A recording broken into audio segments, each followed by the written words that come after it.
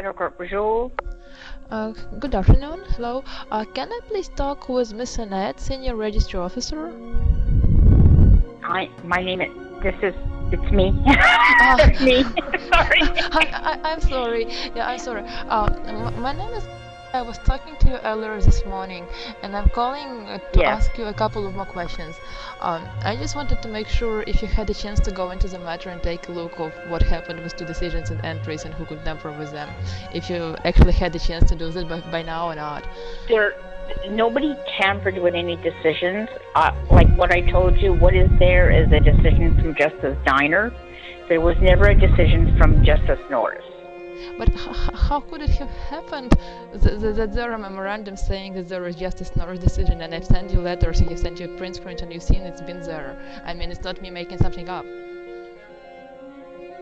We're not making it up. It's when the agent did the recorded entry, he put the wrong judge's name in, and then when he realized he had the wrong judge's name there, he corrected it for Justice Diner's name.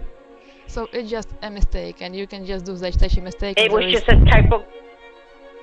Yeah, but nothing was removed from the file. The memorandum of the file is still there.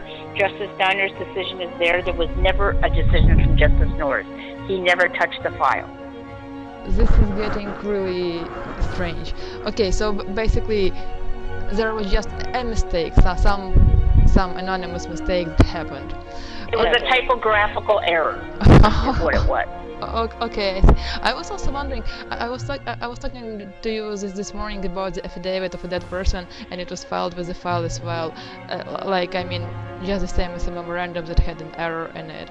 And I was wondering, what do I do about it? And there was the other thing when the bailiff was coming to my address, and I was not notified of that, and there was no order to come there or do anything, and people got scared. I was not around, but I was told that this happened. I mean, why are all these things happening? And my decision, it was made on. Well, I don't know. One moment, please. Yeah, sure.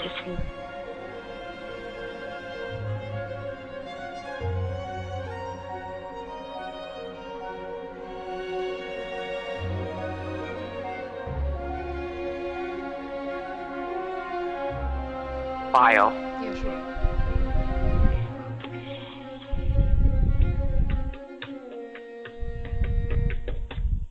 Okay. So you're talking about Yeah, I'm talking about the affidavit of Alexandra Wojcicki? It's a typo as well. She's Alexandra Wojciechowski, and yeah, and that's a person who's been dead for 10 years. That's a tragic story. She's been killed not far from the Federal Court building. I mean, this is just creepy stuff. It sounds like threatening. And especially when it comes after the bailiff coming to my house, for what reason? With no order, for nothing? Well, the thing is, this was filed on behalf of the defendant within their motion record, so well, yeah, I gotta take what understand, but I mean, isn't there any rules that the documents have to be correct and legit? I mean, that's just too much. There was a simple case. This is, we have to take what the defendant provided us, and we take it as that it's a legitimate document. There is no possibility to check it. Whatever they provide, especially if they are the Department Well, how are of we Justice. going to check to see if somebody is still alive or not? Oh yeah, I see. I mean, if they're the Department of Justice, it's fine with them. They can do whatever they want. And with respect to the bailiff, I mean, I was never notified about But that. it says that the affidavit was sworn on December the 9th, 2020, so they have to have a signature it says there. so, but the person has been killed more than 10 years ago. I mean, I personally, I take it as threatening. I understand it's nothing personal with if that's you. something you're going to have to take up with the defendants, because we have no control over that. They provided us an affidavit. It was sworn. We have to accept it. We can't say this person's dead. We've got no way of knowing that. We don't keep tabs on that stuff. No, I see. I mean, if that's the Department of Justice, who can check them, right? I mean, and it was such a simple case. I got a decision from Madam Denis, and there were two statements. I brought those two statements into my case. The decision was supposed to to be in order to reaffirm those statements, and here we go. And now all this circus happening around with affidavits, bailiffs, decisions, everything. So basically what you're saying me, you cannot control the Department of Justice, and the decision of Justice Norris is just a typo. And the bailiff coming to my house, that's basically none of your business. Well, the bailiff going to your house was probably to serve you with the motion record. That's got nothing to do with us either. No, we don't send bailiffs out. It was before the new year. It was before the winter recess. It was not about the motion. It was about nothing. And I mean, how come bailiff is coming to serve me a notice of motion? Isn't it the job of a defendant to serve it on me? I mean, you are independent bodies. Well, they hire bailiffs to serve it. That's how they served it. They hire bailiffs to serve their documents. They said that the court bailiff is coming. And they never served it personally on me. I never got nothing in my hands. Nothing. Well, somebody must have accepted it. No, I was not provided a paper copy. No, I was not. And I brought the matter with the registry and with the court too. But, I mean, whatever I try to bring up is either a typo or a coincidence or something else. And when there is such a small case to reaffirm the words of the Associate Chief Justice, and this all is happening, I got nothing into my hands. There was no paper copy of nothing.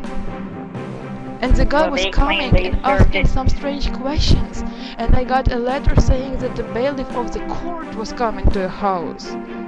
I mean, hello? Well, I don't know what that's about, man. That's not under my control. All I see here is there's a solicitor certificate of service claiming that the defendant served you with the motion record by email. I see. So, if I don't know who's sending a bailiff to your house, so it looks like they didn't do it. So I don't know what that pertains to, ma'am. Does it always happen? Like, I mean, is every case the same? Is it only cases against the Department of Justice? I mean, does everyone go through this?